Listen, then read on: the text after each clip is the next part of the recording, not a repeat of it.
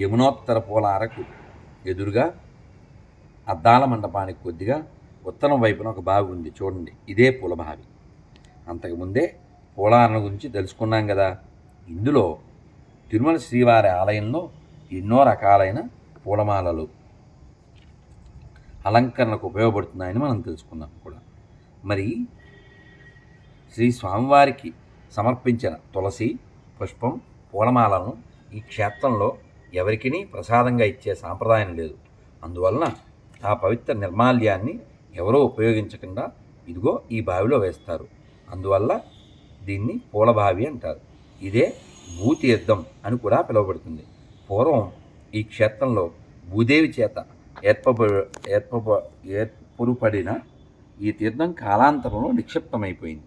అనంతర కాలంలో శ్రీనివాసుని ఆనతిపై రంగదాసు అనగా తొండమాడిని పూర్వజన్మ. తొండమాడిని అంటే వెంకటేశ్వర బాబాయ్ సారీ పినమాంగారు, ఆయన రంగదాసుకు పుట్టాడంట.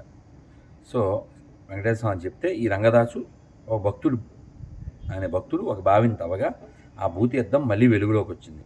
రంగదాసు ఆ బావిలోని నీళ్లను వాడుతూ శ్రీ వెంకటేశ్వరుని పూజకై సంపెంగా చేమంతులతో మొక్కలతో ఒక తోటను పెంచాడు. మళ్ళీ అనంతర కాలంలో ఆ రంగదాసునే తొండమాన్ చక్రవర్తిగా జన్మించాడు. అంటే మీరు అర్థం చేసుకోండి, ఈ లీల చాలాసార్లు జరుగుతుంది. ఇంక అర్థం చేసుకోండి. గత జన్మలో అతను నిర్మించిన ఈ శిథిలమైన బావిని మళ్ళీ పునరుద్ధరించమని శ్రీ వెంకటేశ్వర ఆదేశించగా తొండమాండు దాన్ని రాతితో కట్టి ఆ బావిలోని ఒక రహస్య బలం ద్వారా తిరుమలకు వచ్చి శ్రీనివాసుని దర్శించి వెళ్తూ ఉండినాడు. ఒకప్పుడు యుద్ధంలో శత్రువులతో తరుమబడిన తొండమాండు రహస్య బలం ద్వారా పరుగున వచ్చి శ్రీనివాసుని చేరినాడు. ఏకాంత సేవా సమయంలో శ్రీనివాసుతో ఉన్న వేళలో అభ్యంతర మందిరంలో తటాలను ప్రవేశించిన తొండమాండుని చూచి సిగ్గుతో శ్రీదేవి శ్రీ స్వామివారి వక్షస్థానంలోనూ భూదేవి తొండమాండు కట్టించిన ఈ బావిలోనూ దాక్కున్నారని వరాహ పురాణాంతర్గత వెంకటాచల మహత్యంలో తెలిపినారు. భగవద్ రామానుజులు తిరుమలకు వేంచేసి ఉన్నప్పుడు ఈ భూతీర్థమండి బావిని చూశారు. అందులో భూదేవి దాగికొనుట అనేది పురాణ ప్రవచనాన్ని బట్టి ఆ బావిలోనే భూదేవిని ప్రతిష్ఠించి తీర్థాధిపతిగా శ్రీనివాసునికి అర్చన నివేదనాదులు జరుగునట్లు ఏర్పాటు చేశారు. అంతేగాక ప్రతిరోజు శ్రీ స్వామివారికి తొలగింపబడే నిర్మాల్యాన్ని పూలమాలలు, తులసి వగైరా భూదేవి కోసమే ఈ బావిలో వేసేట్లుగా నిర్ణయించారని శ్రీ వెంకటాచల ఇతిహాసమాల అనే గ్రంథం తెలుపుచున్నది. ఎంత గొప్పది తిరుమల స్వామి. కట్టెదురా వైకుంఠము కానాచైన కొండ, కట్టెలాయ మహిమలే తిరుమల కొండ. మరి బావి, ఆ బావిలో శ్రీ భూదేవి ఎక్కడిది?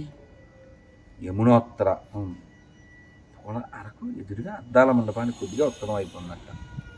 అద్దాల మండపం తిరుమలలో, అద్దాల మండపం అక్కడ ఉత్తరం వైపు ఉందంట. పూలార అంటే అది పరిమళ పార. ఓకే, పూలార. ఓకే, ఈ పూలబావికి సంబంధించిన ఇతిహాసం ఇది. రంగదాసే తొండమాన్ చక్రవర్తి రంగదాసు. ఏదో త్యాగరాజస్వామి చెప్పినట్లు తెలియలేరు రామా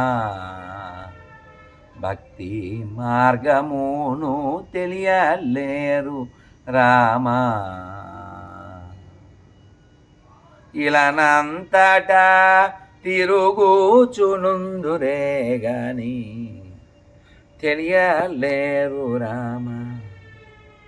వెంకటరమణ స్వామి, నీ కొండని నువ్వు మాకిచ్చిన బోల్డంత అనుభూతిని అందరికీ ప్రసాదించి ఆ అనుభూతిని, ఆనందాన్ని పొందడానికి అడ్డం పడే అడ్డగాడులందరినీ అడ్డంగా లేపే తండ్రి వెంకటరమణ స్వామి గోవిందా. థ్యాంక్ యూ నాన్న.